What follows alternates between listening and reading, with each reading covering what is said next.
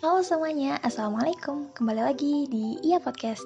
Hari ini kita bakalan kenalan sama salah satu mikroba yaitu bakteri. Bakteri merupakan sel tunggal prokariotik yang memiliki bentuk sederhana jika dibandingkan dengan organisme lain. Pusat kontrol dari bakteri ini mengandung informasi genetik di DNA.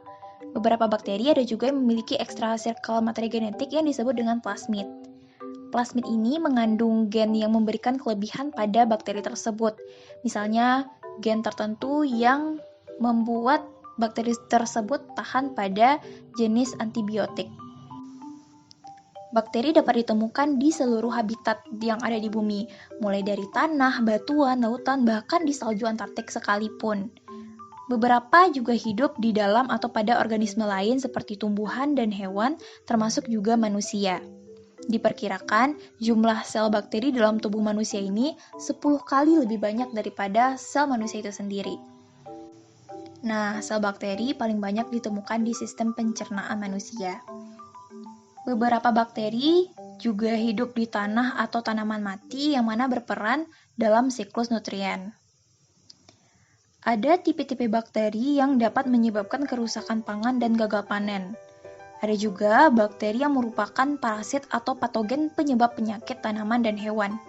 Namun, beberapa tipe lain justru sangat bermanfaat dalam produksi makanan fermentasi. Contohnya, dalam pembuatan yogurt dan juga kecap. Nah, bagaimanakah cara bakteri ini untuk memperbanyak dirinya? Bakteri itu berkembang biak dengan cara binary fission. Karena bakteri merupakan sel tunggal, maka dia akan membelah diri menjadi dua sel anakan yang identik. Dimulai ketika DNA bakteri membagi diri menjadi dua replika, kemudian sel akan berelongasi dan membelah menjadi dua sel anakan yang masing-masing identik dengan sel induknya. Jika kondisi sesuai, contohnya temperatur tepat, kemudian nutrien juga tercukupi, maka beberapa bakteri seperti E. coli dapat membelah setiap 20 menit. Artinya, dalam waktu 7 jam saja, satu sel bakteri dapat membelah diri hingga menghasilkan 2 jutaan sel yang identik. Karena itu, jika kita terserang mikroba patogen, maka tubuh akan sangat cepat merasakan sakit.